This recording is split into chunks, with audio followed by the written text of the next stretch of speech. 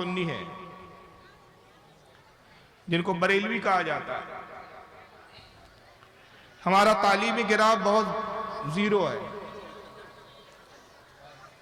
तालीम से तो दूर है ही, फहम और इदराक से भी, इन चीजों से भी हम बहुत दूर और नाबलद हैं।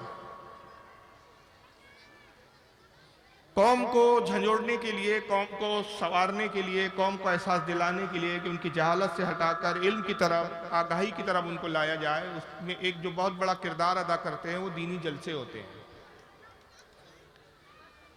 लेकिन हमारे दीनी जलसों का भी हाल ये है कि दीनी जलसों में हम आते हैं तो बतौर तफरी और इंटरटेनमेंट के लिए आते हैं।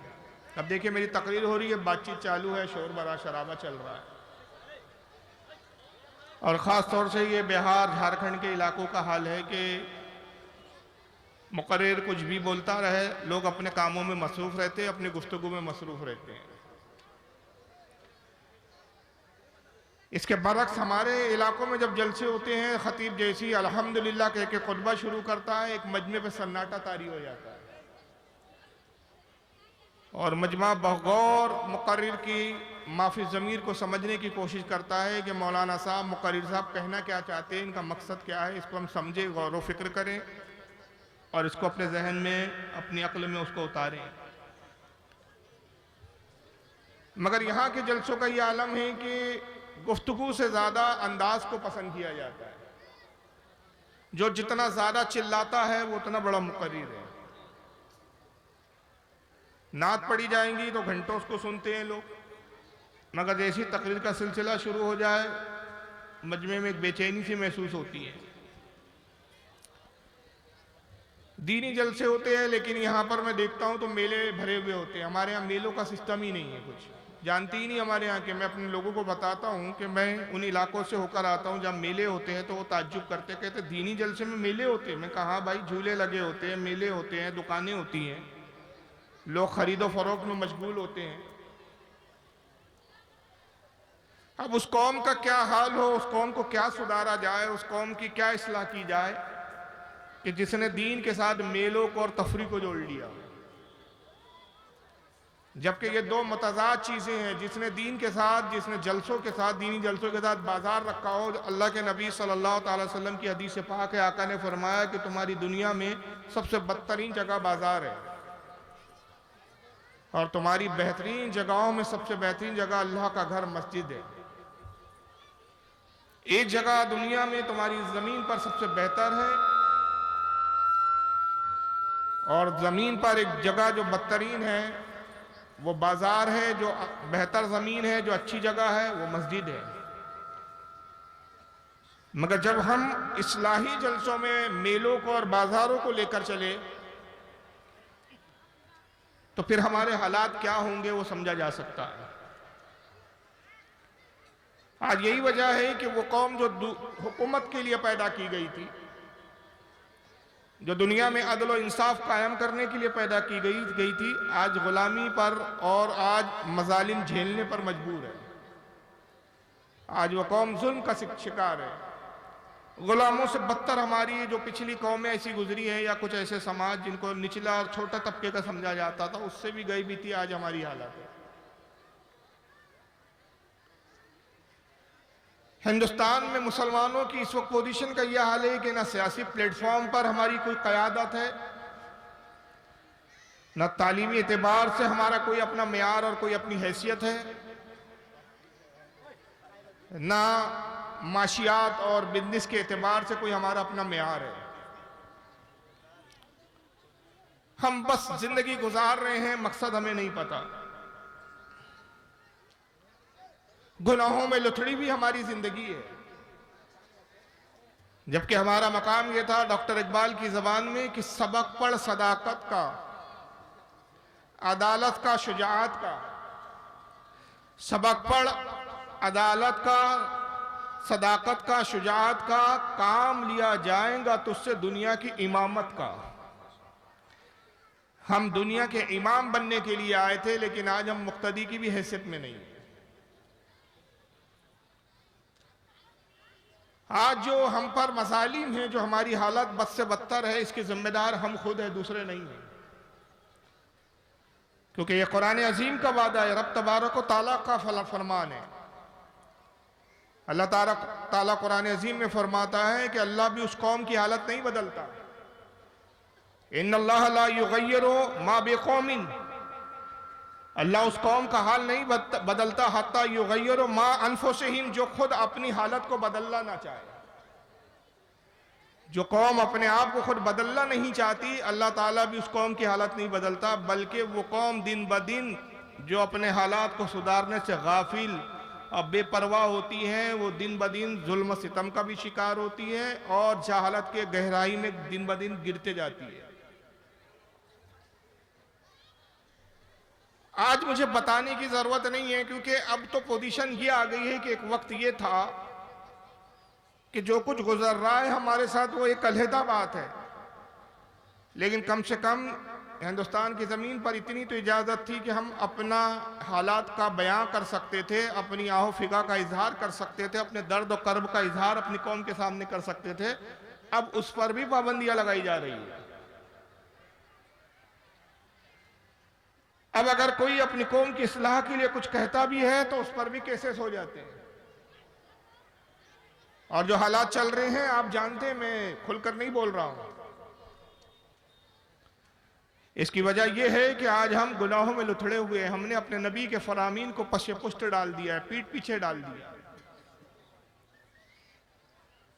उसकी सबसे बड़ी वजह यह है कि हम गुनाह को गुनाह ही नहीं समझते। आज हमारे नजदीक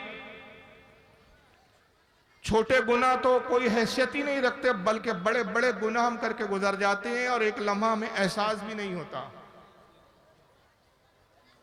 हालांकि कुरान अजीम में अल्लाह ताला हमसे मुतालबा कर रहा है कि तुम मोमिन हो,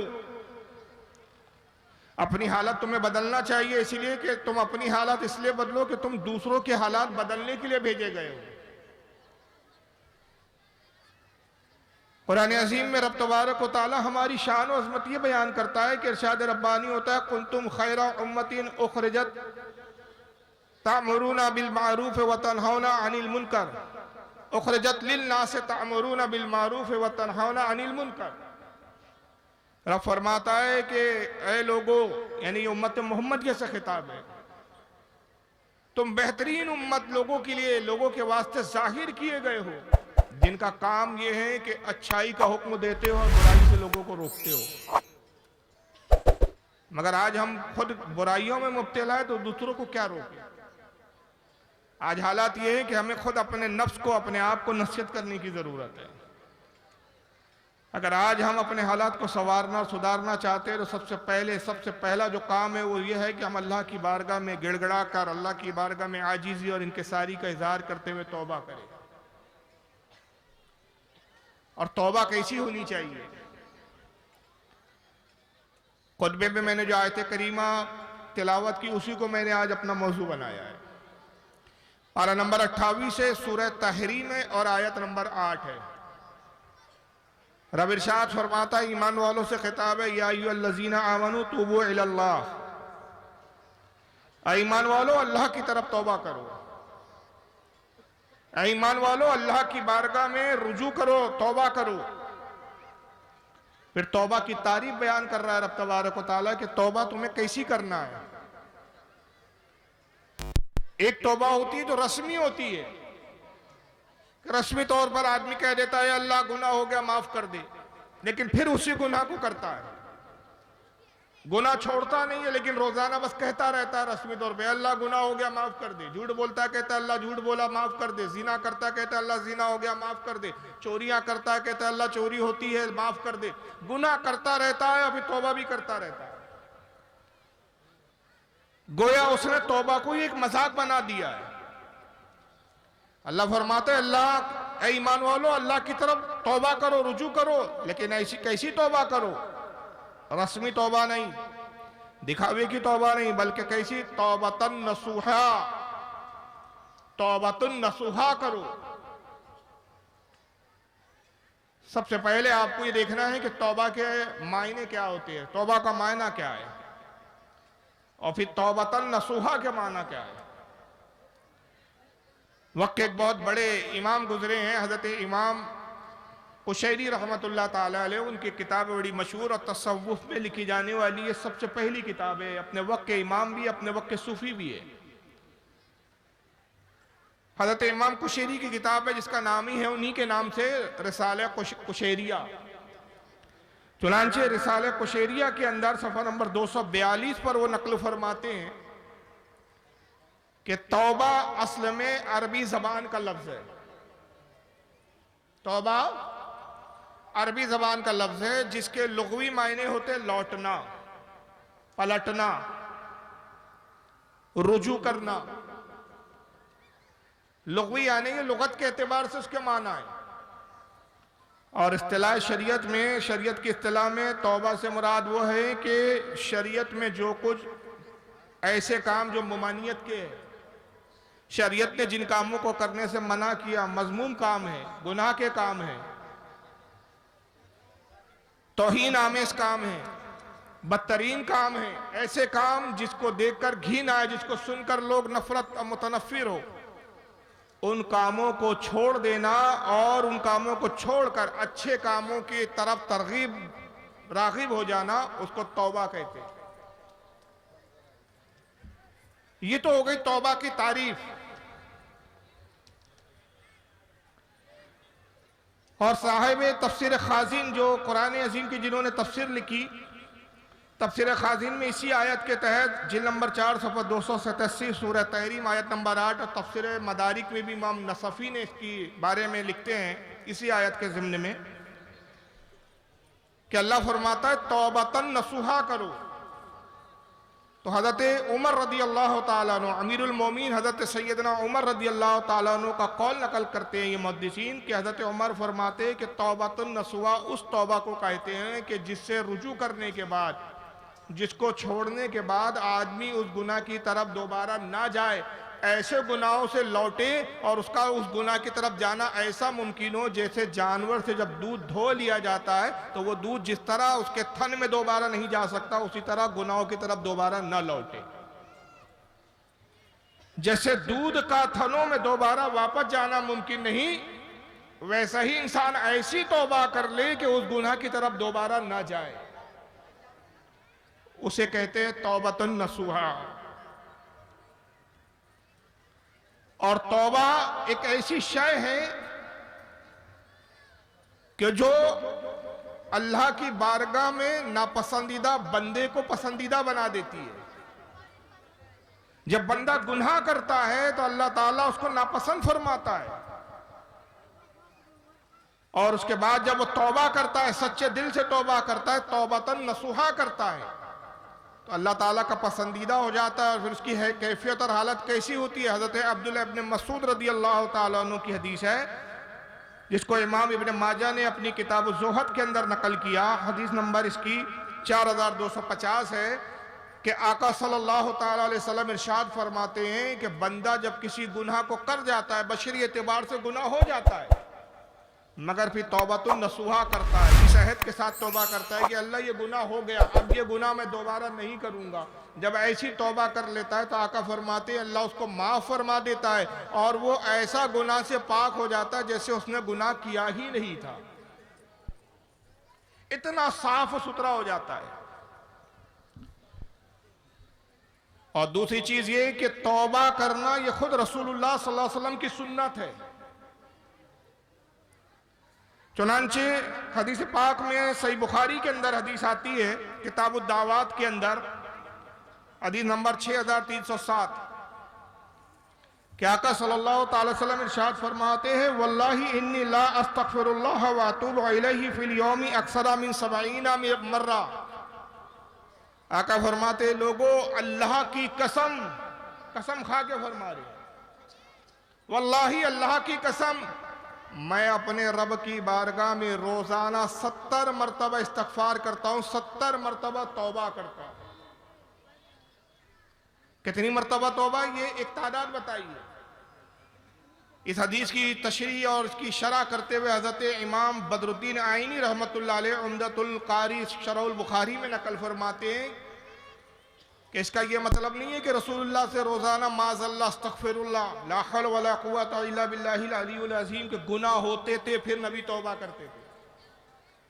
अंबिया याद रखिए मासूम अनिल खता होते हैं, गुनाह करना तो दूर की बात है, गुनाह का शायबा भी उनमें नहीं होता, गुनाह करने का ख्याल भी उनमें पैदा नहीं होता। ऐलान नब्वत से पहले भी वो मासूम होते, खताओं से पाक होते, ऐलान नब्वत के बाद भी पाकी होते हैं। हत्ता के गुनाह कबीरा, बड़े गुनाह तो छोड़िए, गुनाह सगीरा और मकरूहात से भी अंबिया परहेज करते हैं। हज़रत इमाम बदरुद्दीन आइनी रहमतुल्लाह अलैह फरमाते इस हदीस की शरह करते हुए कि अल्लाह के नबी 70 मरतबा अल्लाह की बारगाह में इसलिए तौबा करते थे ताकि हम उम्मतियों के लिए सुन्नत बन जाए और ये नमूना बन जाए। इसमें तौबा के साथ हमारे गुनाह भी मिटा दिए जाए और चूंकि नबी ने तौबा की तो सुन्नत का हमको सवाब भी दे दिया जाए। हम गुनाहगारों की खातिर आका ने तौबा की अल्लाह की बारगाह में, वरना ये नहीं कि नबी पाक सल्लल्लाहु अलैहि वसल्लम माज़अल्लाह गुनाहों में लुथड़े हुए थे या गुनाह करते थे, ये तस्वुर करना भी जायज़ नहीं है। उम्मत की तालीम के लिए आपने तौबा की, और एक बार नहीं, आप फरमाते रोजाना का ये मेरा मामूल है, रोजाना मैं अल्लाह की बारगाह में 70 मरतबा अल्लाह की बारगाह में तौबा करता। तो नबी पाक सल्लल्लाहु अलैहि वसल्लम ने इसको अपना अमल भी बना लिया। और तौबा करना अल्लाह को कितना पसंद है। एक हदीस कुदसी में आता है, आका फरमाते हैं कि रब तबारक व तआला इरशाद फरमाता, मेरा परवरदिगार मुझसे इरशाद फरमाता है कि मुझे वो बंदा बड़ा पसंद है कि अगर नादानिश्ता तौर पर उससे गुनाह हो जाए, गुनाह कर गया, इंसान है, बशर है, कमजोरियां उसमें, कमियां हैं, और फिर मेरी बारगाह में वो तौबा कर लेता, अल्लाह फरमाता है मेरा बड़ा पसंदीदा वो बंदा है। और अगर ऐ लोगों तुम तौबा करना छोड़ दो, मेरी बारगाह में तुम रुजू करना छोड़ दो, तो मैं कादिर हूं कि तुम्हें फना कर दूं, खत्म कर दूं, हलाक कर दूं, और एक ऐसी कौम ले आऊं कि जो गुनाह करने के बाद मेरी बारगाह में झुक जाए और तौबा करे। इससे पता चला कि तौबा अल्लाह को बड़ी पसंद है। जब इब्लीस मरदूद करार दिया गया, आप सब जानते हैं कि इब्लीस मरदूद क्यों हुआ। फरिश्तों का सरदार था, इज़ाज़ील नाम था, फरिश्तों को आदाब इलाही सिखाता था, फरिश्तों को इबादत के रुमूज और तरीके बताता था, मगर अल्लाह की नाफरमानी की। हज़रत आदम को सजदे का हुक्म दिया अल्लाह ने, उसने सजदा नहीं किया, नाफरमानी की, उसकी बुनियाद पर काफिर करार दिया गया, मरदूद हो गया, इब्लीस और शैतान हो गया। अल्लाह ने फरमाया खुरुज, निकल यहां से, अब तुझ पर कयामत तक लानत है, अब तू मेरी बारगाह का धुतकारा हुआ है। तो उस बदबख्त ने तौबा नहीं की, अड़ गया और अपने उस जाहलाना काम की तावीलें करने लगा। कहा कि मैं इसलिए नहीं झुका आदम के सामने, मैं आग से पैदा किया गया हूं, आदम मिट्टी से बनाए गए हैं, आग बेहतर है, आग की फितरत बुलंदी की तरफ उठना है, मिट्टी की फितरत पस्ती की तरफ चाहना है। चूंकि मैं आदम से बेहतर हूं, तखलीक में आदम से पहले हूं, फरिश्तों का सरदार हूं, तखलीक भी अच्छी शय से मेरी हुई है, लिहाजा मैं अपने सामने कमजोर और नाकिस को कैसे सजदा करूं। ये बेजा तावीले की, उसने ये ना देखा कि ये अल्लाह का हुक्म है। तौबा नहीं की, अपने गुनाह पर अड़ गया, अल्लाह ने मरदूद इब्लीस शैतान करार दिया, खबीस करार दिया, कहा मेरी बारगाह से निकल जा। जब जाने लगा तो अल्लाह की बारगाह में नऊज़ुबिल्लाह मिन ज़ालिक जुरत करके कहता है कि ऐ परवरदिगार, मैं तुझसे वादा करता हूं कि जब आदम को तू जमीन पर भेजेगा, क्योंकि तूने पहले ही फरमाया कि आदम को जमीन पर मैं खलीफा बनाऊंगा, इन्नी जाइलुन फिल अर्द खलीफा, आदम की औलादें भी होंगी जमीन पर, तो मैं औलादे आदम को गुमराह करूंगा, बहकाऊंगा, उनको तेरे रास्ते से हटा दूंगा, और मैं उनकी ताक में लगा रहूंगा।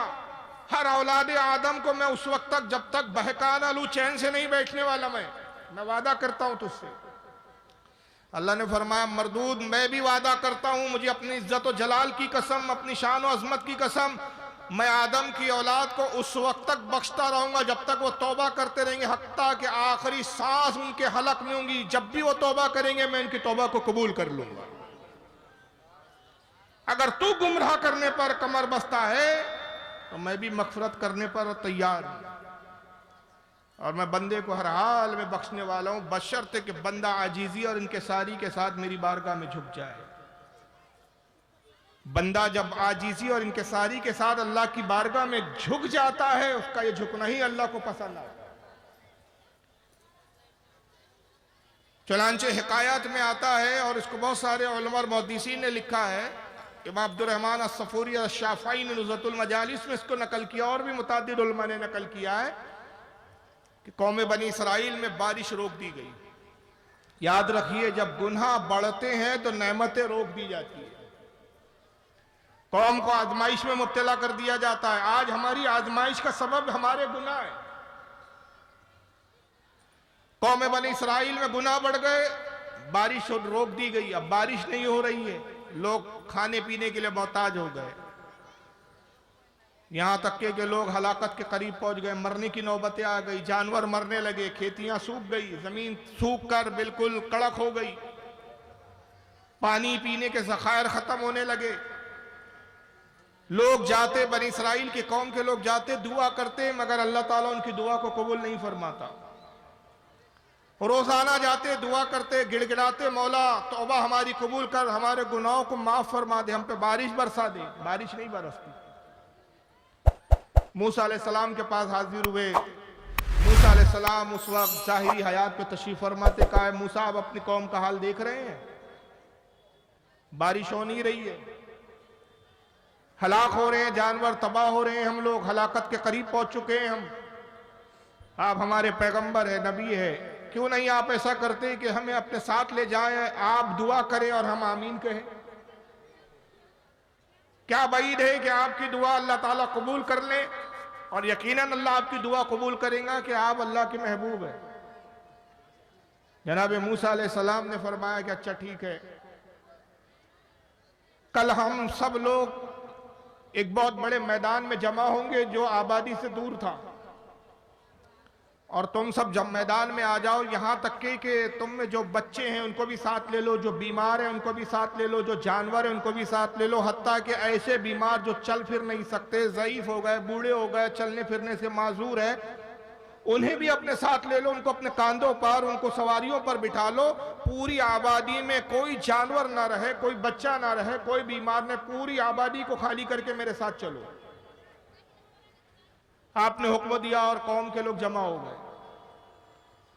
साथ में दूध पीते बच्चों को भी ले जाया गया, छोटे बड़े जितने जानवर थे घरों में उनको भी रस्सियां खोलकर उनको भी साथ ले जाती है कौम बनी इसराइल। ये कौम जो बीमार थे, जो चल फिर नहीं सकते, उनको खाट पर रखकर कांधों पर सवार करके उनकी औलादें उनको लेकर चलती है, और मैदान में पूरे बनी इसराइल जमा हो गए, गोया पूरी आबादी अब खाली थी। हजरत मूसा अलैहिस्सलाम के लिए एक मिंबर लगाया गया, लकड़ी का एक मिंबर बनाया गया। मिंबर एक तख्त को कहते हैं, आप उस पर जलवा घर हुए और आपने कहा लोगों मैं दुआ करता हूं तुम आमीन कहो। मूसा अलैहिस्सलाम ने हाथों को उठाया, अर्ज किया मालिक कायनात मेरी उम्मत पर, मेरी कौम पर रहम फरमा, ये हलाक हो रहे हैं, तबाह हो रहे हैं, बारिश और अपनी रहमत अता फरमा दे। रब तबारक व तआला ने वही नाजिल हुई। अल्लाह ने फरमाया कि मूसा जानते हो बारिश क्यों रोकी गई है? ऐ मूसा तुम दुआ तो कर रहे हो, क्या ये नहीं जानने की कोशिश करोगे कि बारिश रुकी क्यों है? हमने अपनी रहमत को क्यों रोक लिया इस कौम से? परवरदिगार मुझे बता, ताकि मैं अपनी कौम की इस्लाह करूं, किस सबब से बारिश रोकी गई? अल्लाह ने फरमाया इस पूरी कौम में एक ऐसा गुनाहगार है, एक ऐसा बदकार है कि ऐसा कोई गुनाह नहीं है जिसने वो गुनाह वो उसने ना किया हो। जितने गुनाह होते हैं दुनिया में, जितने गुनाह जाने जाते हैं, हर कोई गुनाह वो कर गुजरा है और मुसलसल गुनाह करता है, अपने गुनाहों से रुजू नहीं करता, तौबा नहीं करता, माफी नहीं, उसे पछतावा नहीं। मैं उस एक बंदे से बहुत नाराज हूं, इसलिए उस एक बंदे की वजह से मैंने पूरी कौम से बारिश को रोक दिया। इससे यह भी पता चला कि अगर माशरे में और कौम में एक भी बदकार हो तो बाज औकात एक बदकार की वजह से सारे कौम को, सारे लोगों को तकलीफ होती है। एक मशहूर मुहावरा है ना, आपने सुना होगा कि एक तालाब की गंदी मछली सारे तालाब को खराब कर देती है, सड़ा देती है। हम क्या सोचते हैं भाई, अगर मैं एक अकेला गुनाह कर रहा हूं तो क्या फर्क पड़ता है। हमारे माशरे में, हमारे समाज में बहुत सारे नेक लोग भी तो हैं, बहुत सारे लोग नमाज भी तो पढ़ते हैं। अगर मैं नमाज नहीं पढ़ता तो क्या फर्क पड़ता है। मगर ये गुनाह सिर्फ हम तक नहीं रहता, बल्कि इसके असरात हमारे खानदान पर भी मुरत्तब होते हैं, हमारे दोस्त अहबाब पर भी मुरत्तब होते हैं, माशरे पर भी मुरत्तब होते हैं। बाज़ औक़ात पूरे पूरे शहर पर एक के गुनाह मुरत्तब होते हैं। अल्लाह ने फरमाया, मूसा वो एक ऐसा शख्स है तुम्हारी कौम में, ऐसा कोई गुनाह नहीं है कि जो उसने ना किया हो। मैं उससे इतना नाराज हूं कि उसकी वजह से मैंने बारिश रोकी है। मूसा अगर तू चाहता है कि तेरी कौम को बारिश दी जाए, अपनी कौम से, अपनी समाज से, अपने माशरे से उसका बाइकाट करो, उसको निकाल कर बाहर करो। जब तक वो तुम्हारी कौम में से उठकर निकलकर बाहर नहीं चला जाएगा, उस वक्त तक मैं बारिश नहीं बरसाऊंगा। मूसा अलैहिस्सलाम को बड़ा जलाल आया, इतना बदतरीन शख्स, एक ऐसा शख्स मेरी कौम में कि जिसके सबब से पूरी उम्मत, पूरी कौम परेशान है मेरी। बड़े जलाल के आलम में आपने फरमाया कि लोगों, तुम में से एक शख्स ऐसा मौजूद है इस वक्त इस पूरे मजमे में कि जिसने सारे गुनाह किए, ऐसा कोई गुनाह नहीं जो उसने ना किया हो। अल्लाह फरमाता है कि उसी की वजह से ये बारिश को रोका गया है, ये रहमत को रोका गया है। जब तक वो हमारी माशरे से, हमारी कौम में से, हमारी उम्मत में से ना निकल जाए, तब तक बारिश नहीं होगी। इससे पहले कि अल्लाह उसका नाम बताए और मैं उसको जलील और रुस्वा करके निकालूं, वो खुद इस मजमे में से उठे और हमारे दरमियान में से उठकर चला जाए। जब हजरत मूसा ने बड़े जलाल के साथ ये ऐलान किया, तो वो जो गुनाहगार शख्स था, वो जानता था कि मैं क्या गुनाह करता हूं। उसको अपने गुनाह से आगाही थी, अपने गुनाहों से खूब वाकिफ था।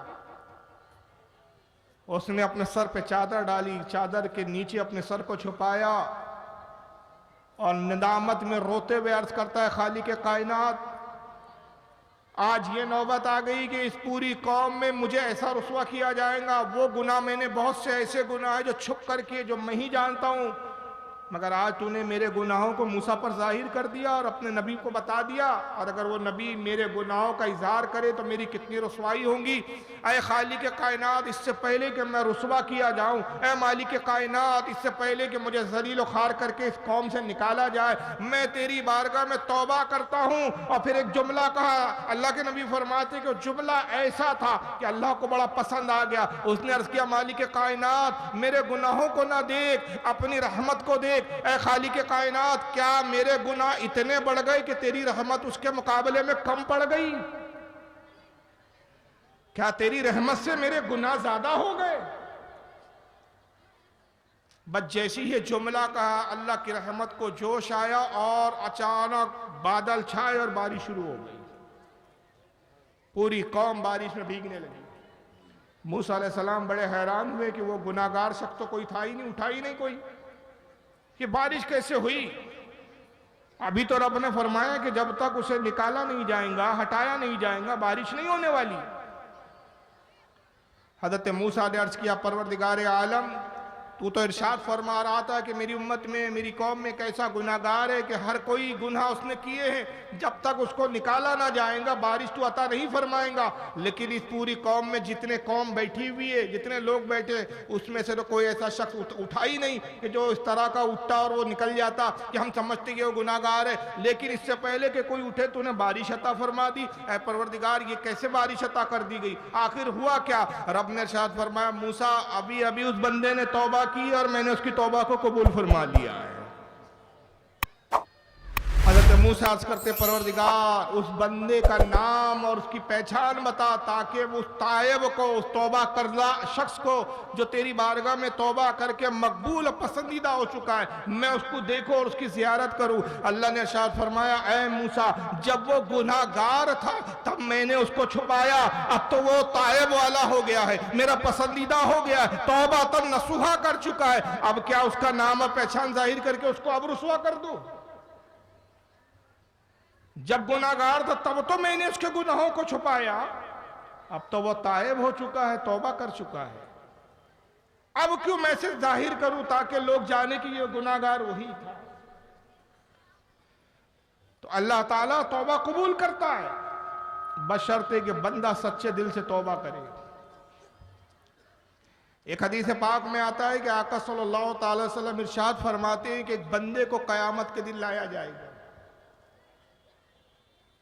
वो बंदा कांप रहा होगा, उसका बदन पर कपकपी तारी होगी, बदन थरथरा रहा होगा। रब के सामने लाया जाएगा क्योंकि वो बंदा बड़ा गुनाहगार होगा। रब फरमाएंगा अब क्यों कांप रहा है, अब क्यों डर रहा है? जब दुनिया में डरने का वक्त था तू तब डरा नहीं। जब दुनिया में मुझसे खौफ खाने का तेरा वक्त था तूने मुझसे खौफ नहीं किया। ऐ बंदे अब क्यों कांप रहा है, अब क्यों डर रहा है? वो बंदा अर्ज करेगा खालिक कायनात मैंने गुनाह किए, माना कि मुझसे गुनाह हुए, लेकिन रब्बे कदीर तेरी रहमत इतनी जरूर थी कि मैं वो गुनाह छुप कर करता था और वो गुनाह कौम और मेरे लोग आसपास के नहीं जानते थे। लेकिन आज मैं इसलिए लर्ज़ाबर अंदाम हूँ, इसलिए खौफजदा हूँ, इसलिए काँप रहा हूँ कि रब्बे कायनात आज मेरे गुनाह सबके सामने खोले जाएंगे और सबके सामने मुझे रुस्वा किया जाएगा।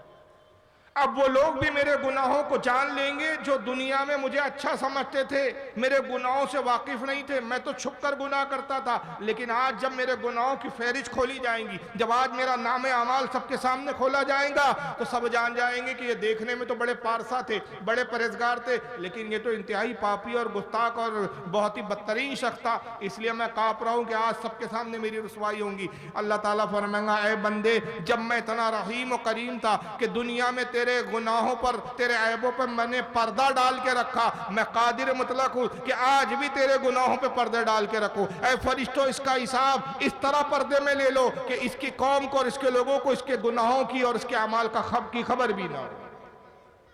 आका फरमाते हैं कि उसके हिसाब व किताब इस तरह पोशीदगी के साथ ले लिया जाए।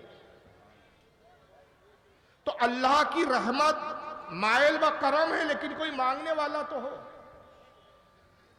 और याद रखिए, गुनाहों के ताल्लुक से एक उसूल ज़ाब्ता है, और ये ज़ाब्ता हमने नहीं बनाया, ये अल्लाह के रसूल ने बयान फरमाया। आका ने फरमाया कि बंदा दुनिया में अगर तौबा ना करे, बगैर तौबा किए हुए दुनिया से चले जाए, तो उस गुनाह की सज़ा क़यामत के दिन फिर बहुत शदीद। और अगर उसने तौबा कर ली या उस गुनाह की उसको सज़ा मिल गई, तो अल्लाह ताला एक गुनाह की सज़ा 2 मरतबा नहीं देता। यही वजह है कि सहाबा इकराम का हम जब अमल देखते हैं, तो सहाबा इकराम का ये हाल था कि अव्वल तो गुनाहों से अपने आप को हत्तल इम्कान बचाते थे, और खुदा ना खास्ता बशरी एतबार से कोई गुनाह हो जाए तो वो खुद रसूल की बारगाह में हाजिर होकर अपने गुनाहों की तलाफी करते, अपने गुनाहों का इकरार करते थे। क्योंकि कुरान अजीम का हुक्म उनके पेश नजर था, जो सूरह निसा आयत नंबर 64 में रब ने इरशाद फरमाया, वलो अन्नहुम इज़्ज़लमू अनफुसहुम जाऊ, ऐ लोगों, जब तुम अपनी जानों पे जुल्म करो, यानी तुम कोई गुनाह करो, तो मेरे महबूब की बारगाह में आ जाओ। फस्तगफिरुल्लाह, अल्लाह से इस्तगफार करो, अल्लाह से तौबा करो। वस्तगफरा लहुमुर रसूल, और अगर ये मेरा रसूल तुम्हारी सिफारिश कर दे, मेरा रसूल तुम्हारे लिए भी अपने हाथों को उठा ले, लवाजदुल्लाह तव्वाब रहीमा, तो तुम अल्लाह को बहुत ज्यादा तौबा कबूल करने वाला पाओगे। इस हवाले से मैं एक वाकया पेश करता हूं, वरना सहाबा के ऐसे वाकयात बहुत सारे हैं। एक सहाबी रसूल है जिनका नाम है हजरत माइज इब्ने मालिक रदी अल्लाह ताला। शादीशुदा थे, हालांकि उम्र दराज थे, लेकिन एक मर्तबा एक औरत के साथ बदकारी पर आमदा हो गए। जिस औरत से बदकारी की वो भी शादीशुदा थी। हजरत माइज ने उसके साथ जिना किया, नौज़ुबिल्लाह। उस औरत, वो एक हसीन और जमील खूबसूरत औरत थी, उसके घर के करीब से गुजर रहे थे, घर के बाहर वो खड़ी हुई थी। उसने इनको अपनी तरफ राग़िब किया, ये राग़िब हो गए और उस गुनाह में मुब्तला हो गए। एक जज्बाती कैफियत थी, रोक ना सके अपने आप को, गुनाह कर गुजरे। बाद में एहसास हुआ कि मैं रसूलुल्लाह का सहाबी हूं और मैंने क्या किया है। अल्लाह ताला क़यामत के दिन कितना सख्त अज़ाब करेगा इस गुनाह पर। बारगाह रिसालत में हाजिर होते हैं, सहाबा का जमगट्ठा है, साहबा के झुरमुट में आका सल्लल्लाहु अलैहि वसल्लम बैठे हुए, हुजूर की बारगाह में हाजिर होते हैं और सलाम अर्ज किया और कहा, अल्लाह के नबी मुझे पाक फरमा दीजिए। ये जुमला था उस वक्त जिससे सरकार जान जा गए कि ये किस गुनाह की बात कर रहे हैं और किस गुनाह से पाकी के लिए आए हैं। इस्लाम का कानून ये है कि किसी भी जुर्म की सजा 2 वक्त नाफिज होती है। पहला ये कि कोई जुर्म हो, कोई गुनाह हो और मुजरिम खुद अपने गुनाह का 3 मरतबा इकरार कर ले। अगर किसी मुजरिम ने खुद इकरार कर लिया 3 मरतबा कि हाँ ये गुनाह मैंने किया, तो अब शरीयत का कानून नाफिज हो जाएगा। दूसरा ये कि मुजरिम अगरचे इनकार करे मगर जो है बाशरा 3 मुत्तकी और परहेजगार अहले ईमान में से 3 गवाह मिल जाए। 4 जिना के 4 है, बाकी गुनाह के 3। जिना के लिए 4 गवाह चाहिए। 4 गवाह मिल जाए, मुत्तकी परहेजगार। उसके शराइत भी बड़े सख्त है फिर, कि बाजारों में खाते पीते ना हो, मस्करापन ना करते हो, बाशरा हो, मुत्तकी हो। और इस हाल में देखा होगा, उलमा कहते हैं कि इस हाल में उस फेल को अंजाम होते हुए देखा होगा जैसे सुरमादानी में सलाई। अब वो इस हालत में अपनी आंखों से देखा और वो गवाही दे तो फिर जुर्म साबित होता है। अब यहां कोई गवाह नहीं था। उन्होंने पहली बार आए सरकार की खिदमत में अर्ज किया, या रसूलल्लाह मुझे पाक कर दीजिए इस गुनाह से। आका ने चेहरा फेर लिया। सरकार चाहते थे कि ये बच जाए, क्योंकि शरीयत की सजा ये है कि अगर शादीशुदा होकर कोई जिना करे तो उसकी सजा मौत है। और मौत भी इतनी दर्दनाक और भयानक के कौम के लोग उस पर पत्थर मारे, जिसको संसार करना कहते, इतने पत्थर मारे जाएं जब तक कि उसका दम ना निकल जाए। और अगर कोई कवारा शख्स करे, शादीशुदा नहीं है, कवारा, उसने जिना किया तो उसकी सजा है 80 कोड़े। और वो 80 कोड़े इतने शदीद होते थे कि बाज़ औकात किसी पे अगर 80 कोड़े की सजा नाफिज होती थी तो चंद कोड़ों में भी कई लोगों के दम निकल जाते थे। 100 कोड़े कैसी है जी? अच्छा, हजरत बता रहे हैं कि 100 कोड़े हैं जिना के लिए। मैं वो जुमले से रुजू करता हूँ 80 के लिए। 100 कोड़े। और वो कोड़े क्या होते हैं? चाबुक जिसको बोलते हैं ना, और उसके सामने एक नोकीला सा थोड़ा सा कील लगा दी जाती थी। जब कोड़ा मारा जाता था, खींचा जाता तो चमड़ी लेके निकलता है। अंदाजा लगाइए, ऐसे कोड़े खाना इतना आसान नहीं है। हम जैसे कमजोर लोग तो बर्दाश्त भी ना करें। उसमें भी मौत हो जाती थी कई बार। बच गया तो किस्मत।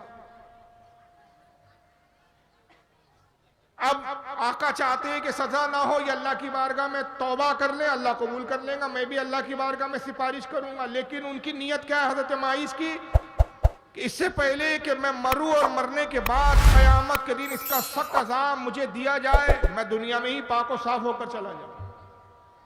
उस जुर्म जो सजा, जो जुर्म मुझसे हो गया, उस जुर्म की सजा मैं दुनिया में पालूं। पहली बार अर्ज किया, अल्लाह के नबी मुझे पाक फरमा दीजिए। सरकार ने चेहरा फेर लिया। दूसरे बार फिर हुजूर के चेहरे के सामने आते, फिर अर्ज करते, या रसूलल्लाह मुझे पाक फरमा दीजिए। आका ने फिर चेहरा फेर लिया। बार बार चेहरा इसलिए फेर रहे हैं कि माइस गोया तुम यहां से चले जाओ, क्यों इकरार कर रहे हो अपने जुर्म का? तुम ही जानते हो, कोई और नहीं जानता। अपने गुनाह पर सबको क्यों गवाह कर रहे हो? जब तीसरी बार कहना चाहा तो आपने साहबा से मुखातिब होकर कहा, क्या है मेरे साहबा, क्या ये दीवाना है, मजनून है, पागल है? मतलब मेरी बात समझ नहीं रहा है, अपने गुनाह का बार बार इकरार कर रहा है, क्या ये मजनून है, दीवाना है? साहबा ने अर्ज किया, अल्लाह के नबी माइस दीवाने और पागल नहीं है, मजनून नहीं है। हजरत माइस खुद कहते, या रसूलल्लाह मैं दीवाना और मजनून नहीं हूँ, होश और हवास में मैं कह रहा हूँ, अपने जुर्म का इकरार कर रहा हूँ। अल्लाह के नबी मुझे पाक फरमा दीजिए। जब तीसरी बार इकरार कर लिया तो सरकार ने कहा कि माइस तूने अपने ऊपर हद को अब लाजिम कर लिया। अगर काश तू अल्लाह की बारगाह में रुजू करता, मैं तेरी सिफारिश करता, क्या बाईद था कि अल्लाह तेरे जुर्म को, इस गुनाह को माफ कर देता। मगर अब तूने इकरार किया तो शरीयत का हुक्म तुझ पे नाफिज हो। फरमाया, लोगों जाओ इसे संसार करो। एक वादी में कौम के लोग ले गए, अब पत्थर मारना शुरू किया। जब पत्थर बरसने शुरू हुए, इंसान थे, दर्द होता था, तकलीफ होती थी, बेशुमार पत्थर आ रहे हैं, पेशानी जख्मी हो रही है, हाथ टूट रहा है, पैर की हड्डी टूट रही है, गाल और रुखसार जख्मी हो रहे हैं, होठ जख्मी हो रहे हैं, आंख पे पत्थर लग रहा है, सर पे पत्थर लग रहा है, चारों तरफ से पत्थरों की बारिश है। जब जख्म आए, पत्थरों की शदीद ज़रबे महसूस हुई, तकलीफ हुई तो भागे। कौम पीछा करते रही, यहां तक के कि ये भागते रहे और लोग पीछे भाग भाग के पत्थर मारते रहे। एक वो मौका आया कि सामने एक पहाड़ी आई और वहां पर रास्ता नहीं था, ये पहाड़ी पर आकर रुक गए। यहां तक के लोगों ने मारा। एक शख्स ने ऊंट की कोई हड्डी उसके हाथ में मिल गई, उस हड्डी को उठाया और इतने जोर से मारा, पेशानी पे जोर से हड्डी लगी, ये जमीन पे गिरे और इनकी रूह कफे उनसरी से परवास करे। हजरत माइज रदी अल्लाह तआला अन्हु का विसाल हो गया। कौम के लोग इनको संसार करके सजा देकर वापस लौटे। हुजूर ने फरमाया, क्या हुआ माइज का? साहबा ने अर्ज किया, अल्लाह के नबी, हमने उसे संसार किया और उसकी मौत हो गई। और फिर पूरी कैफियत बताई कि सरकार वो इस तरह भागे। हुजूर ने फरमाया कि जब वो भाग रहे थे तो काश तुम उसको छोड़ देते। तभी एक सहाबी में से किसी शख्स की जबान से कुछ सख्त जुमले निकल गए हजरत माइस के लिए। उन्होंने कहा, कितना बदतरीन जो शख्स था कि या रसूलल्लाह आपका सहाबी था और सहाबी होकर उसने ऐसा बुरा फेल अंजाम दिया। जब ये जुमले सादिर हुए उस शख्स से तो आका ने फरमाया, खामोश हो जाओ, तुम क्या जानो कि माइज ने कैसी तौबा की है। उसने ऐसी अजीम तौबा की कि उसकी तौबा अगर तमाम रुए जमीन पर तमाम लोगों में फैला दी जाए तो सबके गुनाहों के लिए काफी हो जाए। ऐसी तौबा की हज़रत माइज ने। फिर एक दूसरी रिवायत में आता है कि वो खातून जिसके साथ इन्होंने जिना किया था वो भी हुजूर की बारगाह में हाजिर होती है। वो भी अर्ज करती है, या रसूलल्लाह मुझे पाक फरमा दीजिए। कहा, क्या तू वही औरत है जिसके साथ माइज मुब्तला हुआ? अर्ज किया, हाँ या रसूलल्लाह। अब यहां आका का इल्म गैब भी देखें आप। हुजूर ने उसकी तरफ देखा और इरशाद फरमाया कि मैं देख रहा हूं कि तेरे शिकम में वो बच्चा जान पा रहा है, सांसें ले रहा है, जो उस जिना के नतीजे में तेरे शिकम में है। माइज ने जो तेरे साथ जो कुछ फेल किया उससे बच्चा तेरे शिकम में, तेरे पेट में करार पकड़ चुका है। चूंकि वो बच्चा बेकसूर है, अगर तू मारी गई तो बच्चा भी हलाक हो जाएगा। जाओ, जब बच्चे की विलादत हो उसके बाद आओ। ये खातून चले गई, साहबिया थी ये भी। 9 महीने के बाद आती है, बच्चे की विलादत हो चुकी है, गोद में बच्चे को लेकर आती है। अर्ज करती है, या रसूलल्लाह वो बच्चा पैदा हो चुका है, सरकार मुझे आप पाक कीजिए। मैं बताना ये चाहता हूं, अंदाजा लगाइए सहाबा इकराम में गुनाहों से तायब होने का कितना जज्बा था।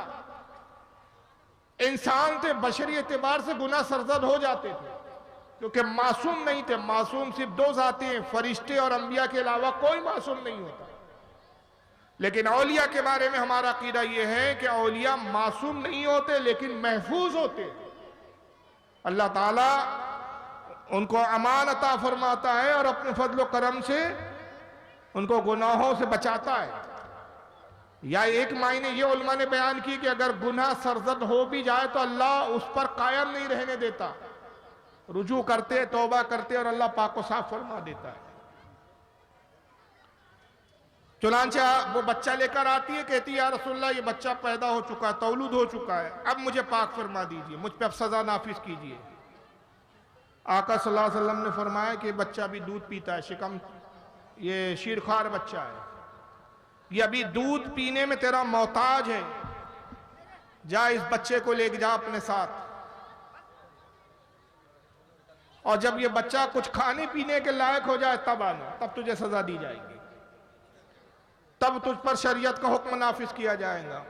ये लौट जाती है और उसके बाद तकरीबन 2 या 1.5 साल के बाद आती है और बच्चे को गोद में लिए हुए हाथ में एक रोटी का टुकड़ा है और बच्चा रोटी के टुकड़े को चूस रहा है। कहती है, या रसूल अल्लाह अब ये बच्चा खाने भी लगा है। यानी अंदाजा लगाइए कि उसको मोहलत दी जा रही है बार बार, लेकिन वो बार बार खातून आती है, अपने गुनाहों की तलाफी के लिए सजा पर आमादा है, सजा को झेलने के लिए तैयार है, अपने आप को बचाने की कोशिश नहीं कर रही है।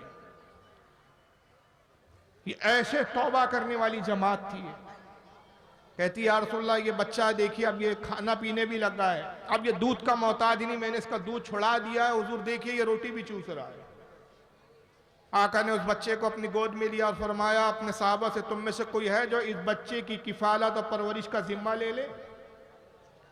एक सहाबी आगे बढ़े, अर्ज के या रसूलल्लाह, अगर आप पसंद करें तो ये बच्चा मुझे दे दे ताकि मैं इसे अपने बेटों की तरह पालूं, इसकी परवरिश करूं, मैं इसकी जिम्मेदारी लेने के लिए तैयार हूं। सरकार ने उस साहबी को बच्चा दे दिया और फरमाया जाओ अब इस पर हद कायम करो।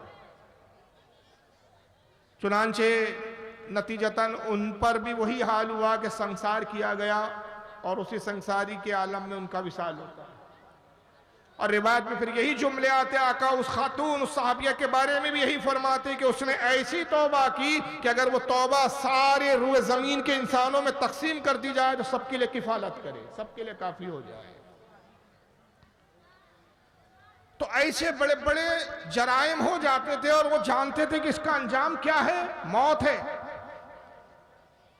लेकिन वो दुनिया की तकलीफ को गवारा कर लेते थे। आखिरत के अजाब से उन्हें इतना खौफ और इतना डर होता था कि आखिरत में जो इसकी सजा मिलने वाली है वो बहुत ज्यादा मुश्किल है। चुनांचे ये तौबा के चंद वाकयात से मैं ये जाहिर करना चाहता हूं कि आज हमें भी एहसास करना चाहिए कि आज हम जो गुनाहों में मुब्तला हैं हम अल्लाह की बारगाह में रुजू करें और तौबा करें।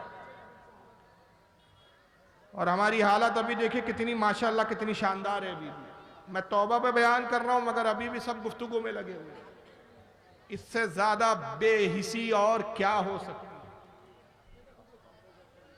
शर्म नबी खौफ खुदा ये भी नहीं वो भी। ऐसा लगता है इंसानों के बीच हम बैठे ही नहीं है, ना जाने कौन सी मखलूक है ये कि ये समझ भी रही है कि नहीं समझ रही है, या पता नहीं मैं कौन सी कोई फारसी बोल रहा हूँ या कोई और बाबा आदम के ज़माने की ज़बान बोल रहा हूँ जिससे शायद आप लोग वाकिफ़ ही नहीं है या मेरी बात समझ में ही नहीं आ रही है। ये जलसों के हालात है यार, आप लोगों के यहाँ के हैरानी होती है, अक्ल में हैरान हो जाता हूँ यार, ये क्या हाल है कौम का कि आज अपने असलाफ की बात हम सुनना नहीं चाहते। चुटकुल्ले चाहिए हमको, लतीफे चाहिए, चीखो पुकार चाहिए, उसको हमने फन तकरीर समझ रखा है, उसको हुनर समझ रखा है। वाज़ और नसीहत हमें हजम नहीं होती, बोर होते हैं हम उस वक्त अगर कोई वाज़ और नसीहत करे। लतीफे सुनाइए बड़ा मजा आएगा, हंसाइए बड़ा मजा आएगा, इधर उधर की हाकिए बड़ा मजा आएगा। हदीसें हमें अच्छी नहीं लगती।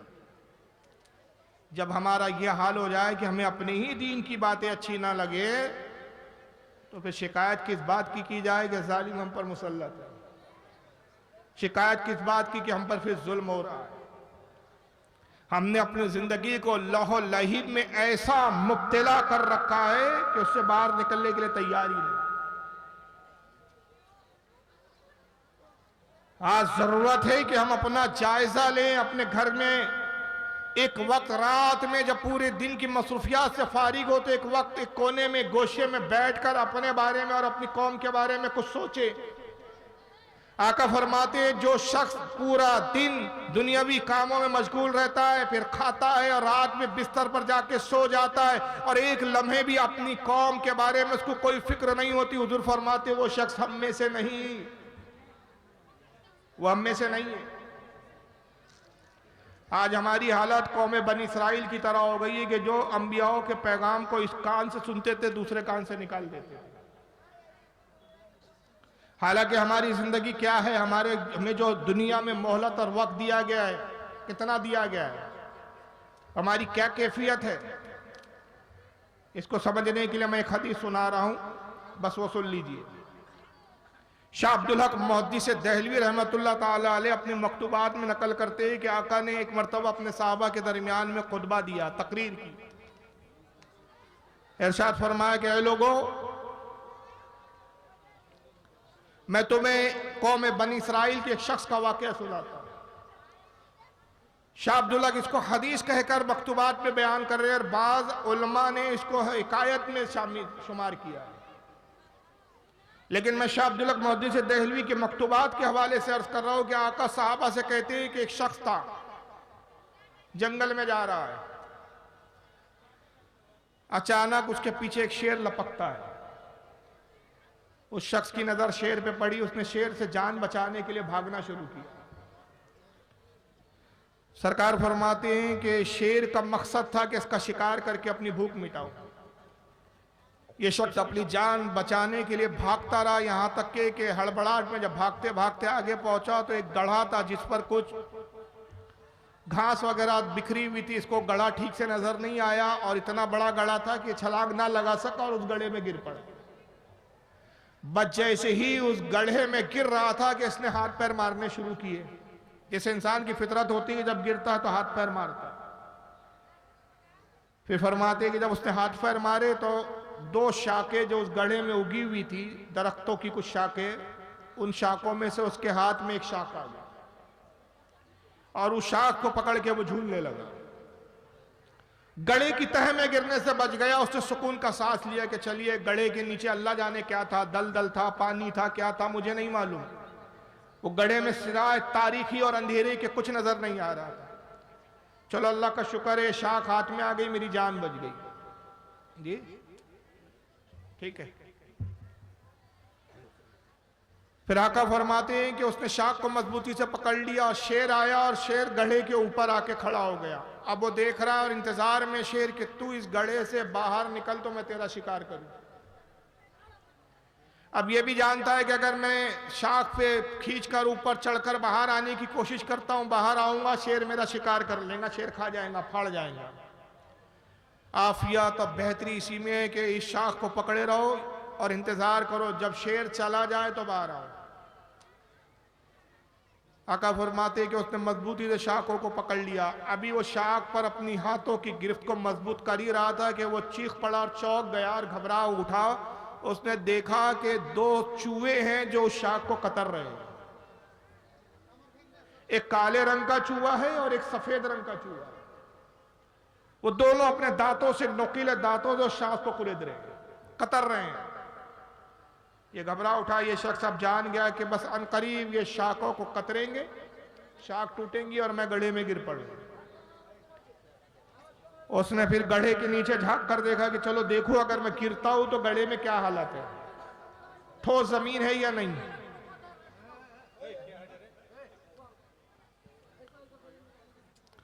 अगर ठोस जमीन हो तो मैं अपने आप को खुद ही गड्ढे में गिरा दूं और जब शेर चला जाए तो फिर बाहर निकलने की तदबीर सोची जाएगी। आका कहते हैं कि जब उसने जायजा लेने के लिए गड्ढे की तह में झांका तो उसकी घबराहट में और इजाफा हो गया। वो और परेशान हो गया कि देखा कि गड्ढे में एक अस्दा है जो मुंह फाड़े खड़ा हुआ, बैठा हुआ है।